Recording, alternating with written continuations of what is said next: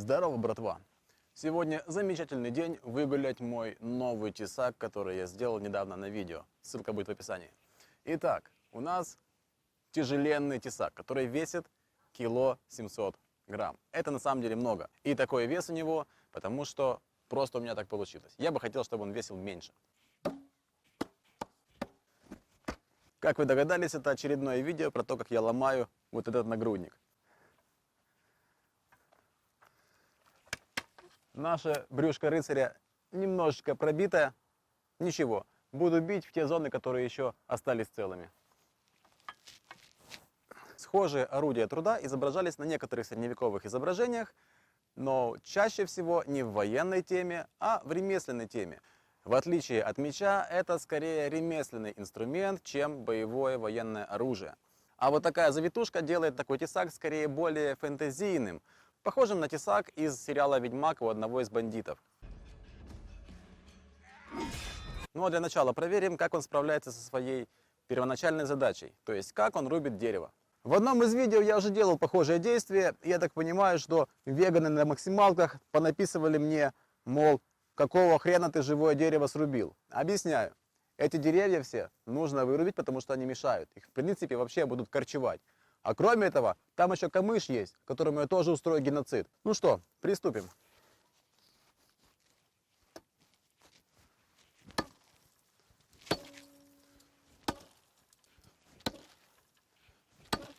Вполне возможно, что этот тесак может сломаться, потому что я вообще не очень хороший специалист по изготовлению клинкового инструмента. Поэтому не удивляйтесь, если пока я буду рубить, тесак разлетится на осколки.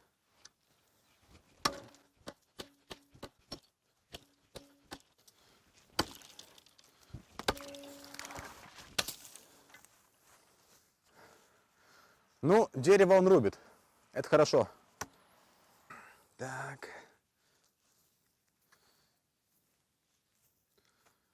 Сегодня без мяса. Перед тем, как рубить нагрудник, проверим, как вообще может разрубить похожее оружие кольчугу. Я дам себе фору. У меня сейчас будет лежать кусок ткани на пеньке. То есть наша имитация стеганки и кольчуги хорошо зафиксирована на дереве. Что, конечно, добавит силы моему удару.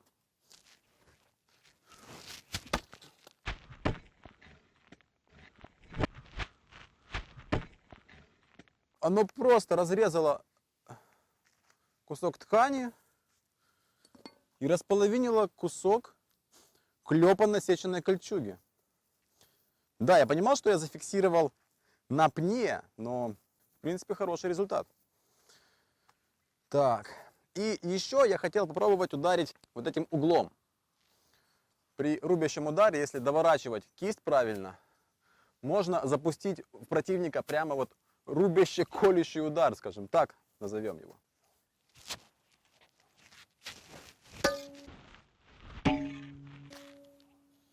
Отпружинило. Пробую еще раз. Угу. Теперь прорубил. Дело в том, что я немного побаиваюсь своего тесака. Потому что у меня было пару случаев, когда я просто на тренировке бил по балде оружием, тупым. И я попадал себе по голове. То есть, когда ты немножечко увлекся, есть вариант, что при отскоке, при каком-то неловком движении можно по себе ударить. Как бы это ни звучало глупо, но однажды я себе поставил метку на лбу прямо, и кровища хлестала очень сильно, потому что здесь, кровь идет сильнее. Поэтому с заточенным клинком нужно быть предельно аккуратным. Мало ли что, улетит где-то в ногу, отскочит по рукам, где-то сыграет не так, как надо, где-то, возможно, сломается. Нужно быть готовым удержать лезвие, чтобы оно не полетело лично в тебя. Поэтому, если вдруг кто-то решит попробовать делать похожие вещи у себя, знайте, нужно быть предельно аккуратным, даже с тупым оружием. Итак, теперь можно приступать к рубке самого нагрудника. Здесь у меня нержавеющая сталь. В средневековье нержавейки не было. Толщина 1,5 мм. В средневековье же толщина нагрудных доспехов могла составлять 1,5 мм и 3 мм. В некоторых случаях могло быть и больше, и меньше. Поэтому, в принципе, это такой усредненный доспех, условного средневековья. Нержавейка по своим характеристикам немножечко прочнее, чем сталь 3 и слабее, чем подкаленная сталь. Поэтому, в принципе, для какого-то понимания, как будет рубить заточенный тесак примерный и условный доспех, думаю, такого нагрудника хватит. Нагрудник уже был пробит на предыдущих тестах. Ссылку на эти тесты вы можете найти в описании. Ну а я буду бить в те зоны, которые еще остались целыми. Попробую попасть в эту зону.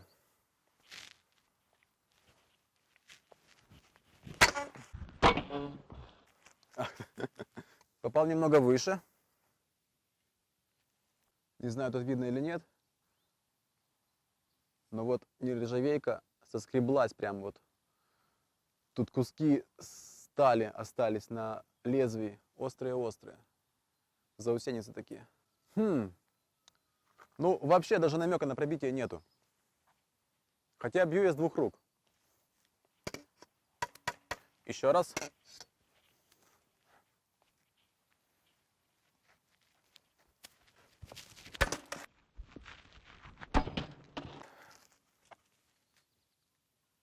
Не, просто вмятины. По сути, такой же эффект, как и от любого тупого оружия, которое используют в бугуртах.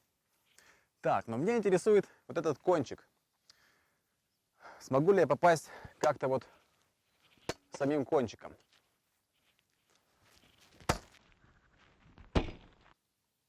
Ну, вообще-то я попал. И даже чуть-чуть вот есть маленький разрез. Но такое повреждение совершенно не повредило бы самого рыцаря внутри доспеха. Интересно, а если я попробую ударить в край доспеха? Пройма в кирасах и нагрудниках всегда обрамляется вот такой вальцовкой, которая увеличивает прочность края детали. Кроме этого, она препятствует соскальзыванию колющего удара. Видите, есть небольшое останавливание оружия или отвод как бы в сторону. Конечно, это слабая защита от колющего оружия, но в целом какой-то шанс зацепиться есть. Сейчас я попробую пробить по краю. Просто сгибает, не режет, вот вообще не прорезает. Вот как в фильмах, такого нету. На тесаке есть странная ручка в этой зоне. Попробую ударить колющим. Ну, я чуть-чуть пробил, конечно, но это не нанесет никакой травмы человеку.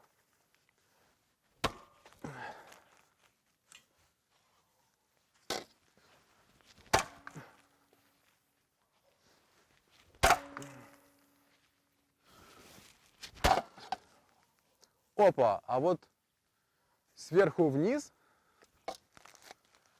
я, кстати, прорубил немножечко. Ну, еще раз. Ха! А вот удар сверху вниз, он посильнее. И у меня получилось 2 раза прорезать концом моего тесака, именно прорезать нагрудник. В обоих случаях такие удары тоже не нанесли бы никакого повреждения противнику, но мне приятно. Да, хорошо засел. И это только при ударе, когда я фактически должен подловить момент, когда у меня оружие приходит острием. Это, кстати, сложно. К тому же, если я промахнусь, то оружие пойдет с большой силой вниз и, в принципе, может ударить даже по ногам. Это вертикальная прорезь от первого рубящего удара сверху. Это вторая, в которой у меня даже застрял тесак.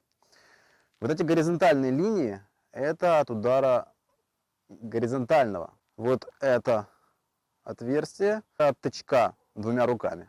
Ну и старые повреждения видны, оставшиеся с прошлого видео ударом Мартхау.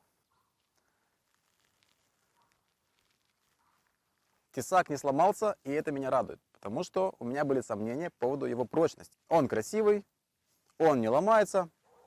В целом, заслуженный кандидат на краш-тесты оружия. Можно сказать, что тесак очень близок к фальшиону, а фальшион — это некоторая помесь меча и топора.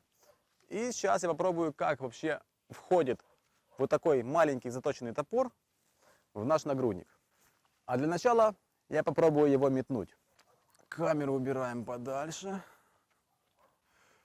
Я уже очень давно не метал топор, поэтому сейчас нужно пристреляться.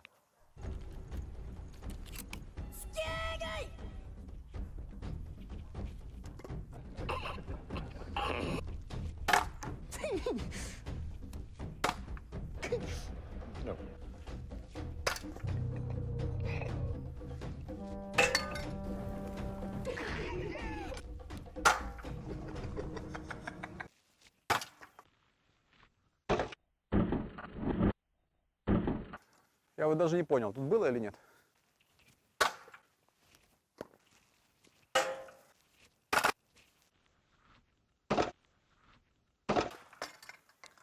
Пару раз я, конечно, попал, но результата вообще почти никакого нету. Пациента надо хорошенько примотать, а то что-то уже сбежать хочет. Ну, викинг из меня, конечно, так себе.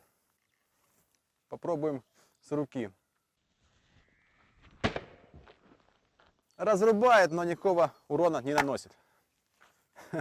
И топорик уже шатается. Кстати, откуда взялся топорик? Я как-то рылся в мусорнике моего друга-кузнеца и нашел пару нормальных топоров. В общем, я у него забрал как просто ненужный хлам. И вот он красивенький такой теперь у меня на тесте. А кузнеца, у которого валяются вот такие топоры, зовут Андрей Зубрицкий. Ну что, пробуем еще раз с одной руки.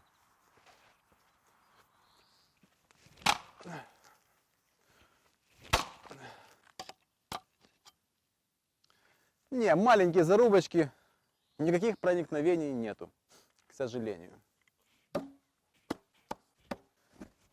Будем рубать топором, которым я рублю дрова. Ох.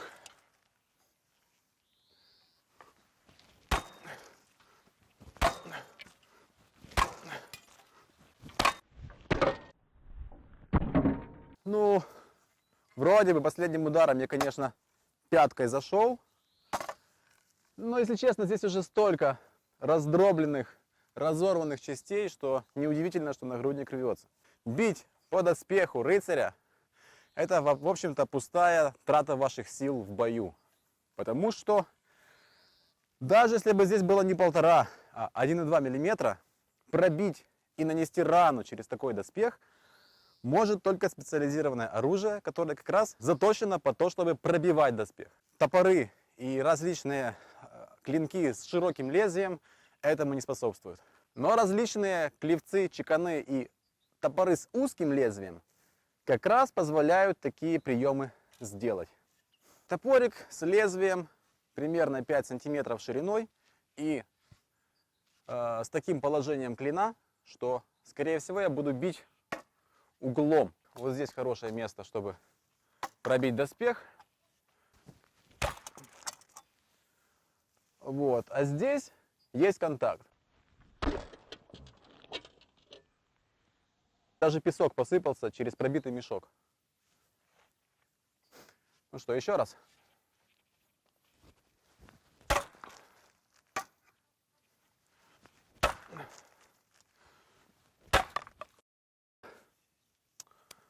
Вот так вот. Короче, топорик смог, а вот древко топорика не смогло. Вот такие могут быть последствия от рубки оружием вражеского латника. Вот было 3 удара. Это первый удар, из которого сыпется. И вот еще 2, которые как бы разрезали сталь, но урона дальше не нанесли. Кстати, скорее всего, я здесь пробил, потому что в этом месте нагрудник плотно прилегал к мешку с песком. То есть, если мы доспех как-то прижмем к телу, есть увеличенный шанс пробития. Я уже говорил в предыдущих видео, что кирасы строятся таким образом, чтобы по центру, вот в этом месте, у нас была как будто бы воздушная прослойка. Для того, чтобы как раз вот такие моменты не проходили. Но здесь сбоку, снизу, у нас все равно доспех прижимается. И, наверное, про такие нюансы должен знать профессиональный воин, человек, который профессионально занимается рубкой латников в средневековье. Наверное, про такие нюансы знали. И как-то это выучивали, возможно, не знаю, как-то проверяли. Это интересный нюанс. Еще раз, там, где у нас прижимается доспех к телу, прорубить и добраться до мягкого брюшка рыцаря намного проще. Знаете, некоторые тесаки выглядят исключительно как рабочий инструмент, которым можно просто работать. Некоторые выглядят уже поинтереснее и немного похожи на боевое оружие, причем с некоторыми такими красивыми моментами, как это сердечко. Ну а некоторые выглядят исключительно угрожающе и исключительно устрашающе, как вот такой двуручный тесак. Такой двуручный гранд-фальшион нарисован в Библии Мациевского. Некоторые воины держат похожее оружие двумя руками и наносят удары. Неизвестно, было ли такое оружие в действительности и имело такие же габариты, но наши бугурцмены сразу просекли, что это очень-очень вкусная шняга. Загнутый хвост формирует дополнительную гарду и защиту от ударов по нашим кистям. Оставляет максимальную массу на конце оружия. И при его длине это практически полекс. Раз я его вынес, надо проверить, что вообще будет с нагрудником.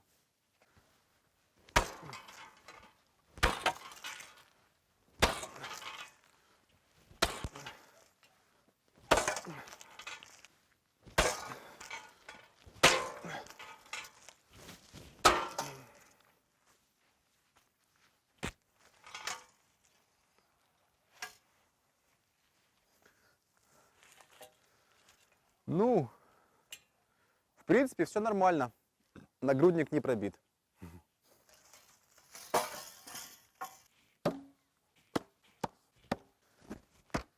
Красота.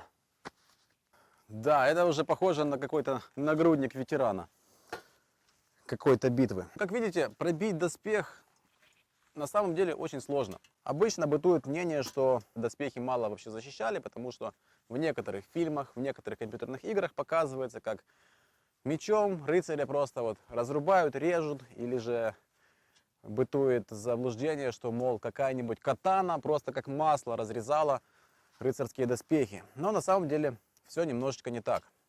Люди были не глупыми, раз надевали такие железяки на себя. И как верно подметили в комментариях под моими видео, бить рыцаря в доспех действительно не было смысла. Потому что все понимали, прорубить такой доспех будет стоить очень больших усилий. И не всегда это стоило того. Поэтому техника убийства рыцаря, латника, скорее всего, строилась на том, чтобы попасть в незащищенные зоны, которые, в принципе, были. Или же открыть эти зоны. Такое тоже можно делать. Конечно, специализированное оружие для войны лучше подходило, чем какой-то сельский инструмент типа топоров, различных тесаков без нормального баланса.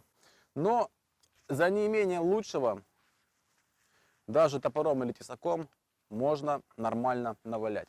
Кроме того, что такие нагрудные латы хорошо защищают от различного колюще-режущего оружия, которое не заточено под то, чтобы пробивать доспехи, такие кирасы, ну, нагрудник со спиной, могли защитить своего владельца в давках. То есть, когда у нас два строя сходятся плотно, задние ряды давят на передние, и когда действительно очень много людей, такие латы могут помочь выжить, потому что грудная клетка не будет так сильно сдавливаться. Такого рыцаря труднее затоптать конями или людьми, если вдруг он окажется на земле. Ну и в целом в доспехе быть лучше, чем без доспеха. Хотя наличие доспеха, конечно же, не делало рыцарей неуязвимыми. Латы пробивали и арбалеты, и различные клевцы, а впоследствии и огнестрельное оружие. Но все равно доспех давал определенное преимущество. И те, у кого были деньги на такое вооружение, конечно же, приобретали себе доспехи. Еще раз напомню, под моими видео часто пишут, что даже если доспех не прорубить вот такими большими вундервафлями, да, то уж точно внутри будет кровоизлияние какое-нибудь. Если честно, вот таким оружием и даже пострашнее, чем вот такое, люди дерутся в бугуртах. Я уже говорил об этом. Есть видео на канале Игоря Парфентьева, который профессионально занимается бугуртами. У него уникальный контент. У него камера прямо в шлеме, и он идет в бугурты и снимает. Кроме этого, он является топовым бойцом украинской сборной. И на его видео вы можете увидеть, какими ударами друг друга бьют современные бугурцмены. Удары в бугуртах, скорее всего, немножечко могут быть и сильнее, чем бил я. Потому что все-таки там профессиональные спортсмены, которые занимаются тем, что тренируются бить сильно. И при этом люди живые. Да, травмы бывают, как и в любом спорте. Но это редкость. И зачастую это связано или с тем, что доспех действительно плохой, или с различными моментами при борьбе. То есть растяжение связок, разрыв связок, колены. Часто страдают колени в бугуртах, потому что нагрузка очень большая именно на поясницу и на колени. Потому что вес, потому что доспех, используемый в бугуртах, весит примерно 25-35 килограмм. А такие бои длятся не очень долго. Минута или две боя – это очень выматывает бойцов. Иногда такие сходки заканчиваются буквально в 30 секунд или в 1 минуту. И за это время бойцы выкладываются на полную. Еще раз повторюсь, по ссылке в описании есть канал Игоря Парфентьева, который транслирует такие бугурты. Рекомендую ознакомиться перед тем, как писать, что доспехи там разрубаются, или их можно пробить открывашкой, или они ничего не защищают, или что-либо в таком духе. Я рад, что мой тесак не развалился, при том, что я бил по доспеху. Были нагрузки и по дереву, и по кольчуге, и по латному нагруднику. Да, заточка уже пропадает, если честно. Конечность отрубить, думаю, можно. В общем-то, и красиво, и практично. Мне нравится. Как раз, чтобы повесить на стену. Да, это не самое лучшее оружие для того, чтобы фехтовать с ведьмаком. Но если очень надо, то вот мой рецепт. Для начала фиксируем ведьмака скотчем к столбу. После этого нужно пару раз штрикнуть вилами нашего супермена. И уже только тогда приступаем разделывать тесачком. Всем спасибо за просмотр. Кому понравилось, ставьте лайки и подписывайтесь на канал. А тем временем, до новых встреч!